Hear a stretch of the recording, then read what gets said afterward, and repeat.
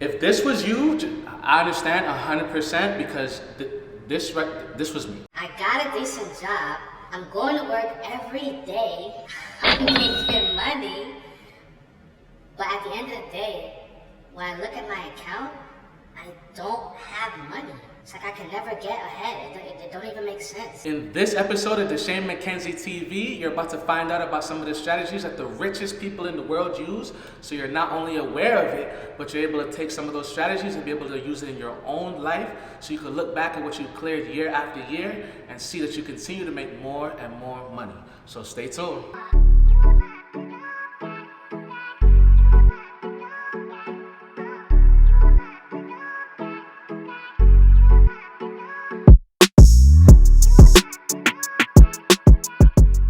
And we're back with another episode. This is episode 3 of Deshane McKenzie TV, and I help young professionals, non-professionals, and entrepreneurial-minded people think differently about money and show you how you can make better decisions financially to own your lifestyle. If this is your first time tuning in, I do want to stop just to let you know that I do appreciate you for being here. We have a lot of money conversations here, and with that being said, I do want to have you subscribe to my channel so that you can be one of the first people to have access to this information. I also want you to go over to my blog at www.deshanemckenzie.com/3, where you'll find this blog post and a free resource that I attached called the Financial Guide on How to Invest Your Money. You can download that by clicking the big red button on the blog. Now I was going through some articles and I found one that had a headline that read, "The richest 10% of households represent 70% of all wealth." The article was referring to the US, but it did mention that the gap between those that have money and those that don't is getting further and further apart from each other. It also mentioned that the financial crisis is playing a big role in the gap. Looking at the headline alone though, the question I had was how is it that the richest 10% represent the majority of the wealth? So I did a little bit of research and I found out. So we're going to talk about some of the ways right now. Strategy number 1, compound interest. It's the concept of having money build on itself.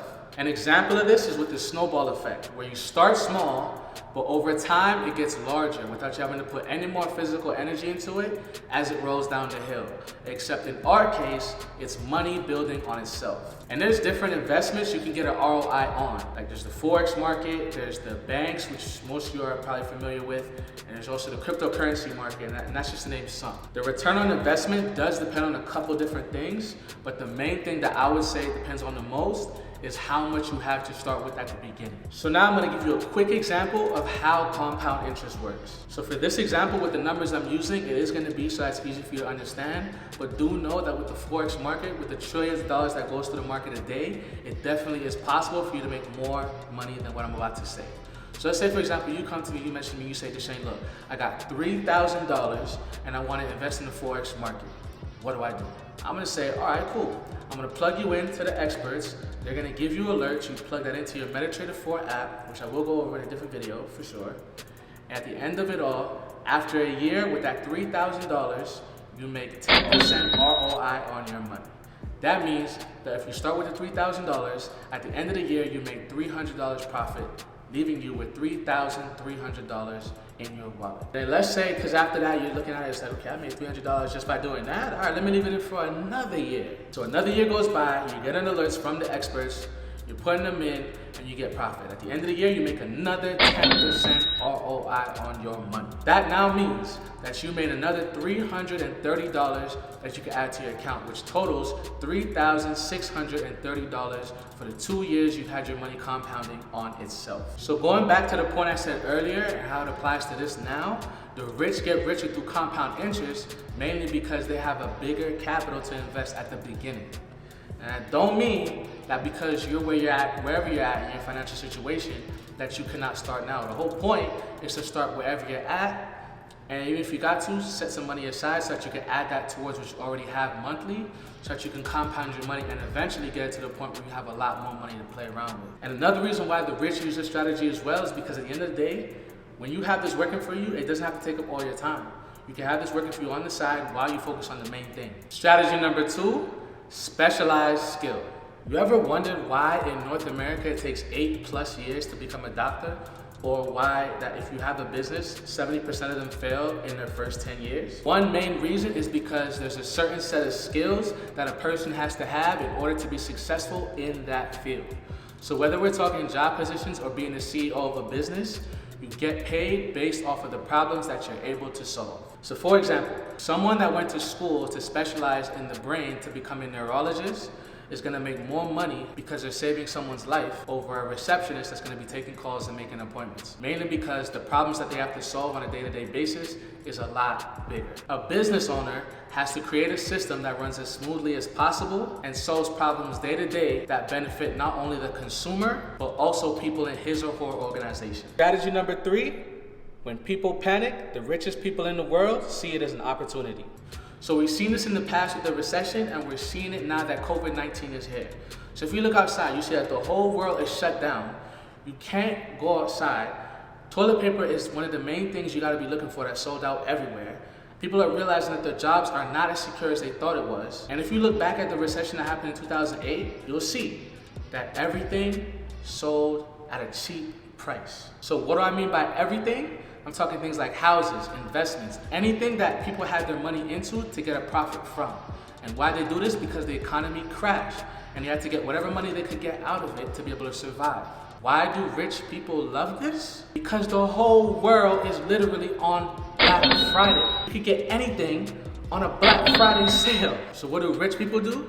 They buy out everything that's on sale, take the risk, hold it, and wait for the economy to rebuild. When the economy rebuilds and the prices go up, they cash out and get all of the profits. Strategy number 4, the richest people don't have a consumer's mindset. Consumers today are actually smarter because they got so much things being pushed at them on a regular basis that they know when they're having it pushed onto them over when they're deciding to make a buying decision on their own. They're also aware that they could go on the internet and at any time go through many different stores, talk about many different products, read many different reviews, and make a buying decision before they even talk to a representative. So that's not what I'm talking about when I say they don't have the consumer's mindset. Now what I'm talking about is the need to have the latest thing no matter what it is, to the point that you go broke trying to look rich. Now do the rich have money to be able to afford what they want and what they need?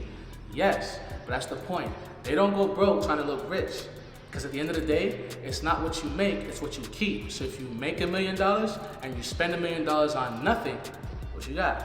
Nothing. Strategy number 5, pay less taxes. There's definitely more than one way to save money on taxes, and it isn't only the richest people in the world that have access to these strategies to be able to save the money. But the one I'm gonna focus on in this post is owning your own business. The reason why I included this in this post is because with the way things are set up right now with the internet and social media, it's an easier time for you to start a business online. And once you have your business, you're able to write off a lot of expenses and overall pay less taxes than you would if you had a job. And I was talking to someone and they asked, they said, why do they make it so business owners pay less in taxes over someone that's working a job 40 hours a week and have them pay more? The answer to that is, especially because we're in a pandemic right now, when the economy crashes and it has to be rebuilt, who do they look for to help rebuild the economy?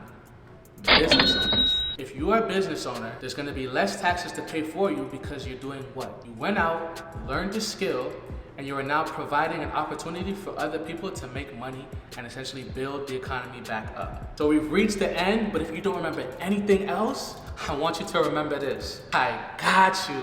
In this episode, I included a free resource. It's called The Financial Guide on How to Invest Your Money. And you can download that by clicking the big red button on my blog at www.deshanemckenzie.com/3. The link is in the description. And again, if you've gotten value from this episode today, I do want to have you subscribe so you can be with us, be the first person to get access to this information and be able to use it so at the end of the day, we can all own our lifestyles. Appreciate you for watching. If there's anything else that you know that you want to add with regards to how the rich get richer, drop a comment below and join the conversation. And if there's anyone that you know that's been looking for something like this, feel free to click the share button and get that sent out to them, no problem. This is Deshane McKenzie TV. See you next episode.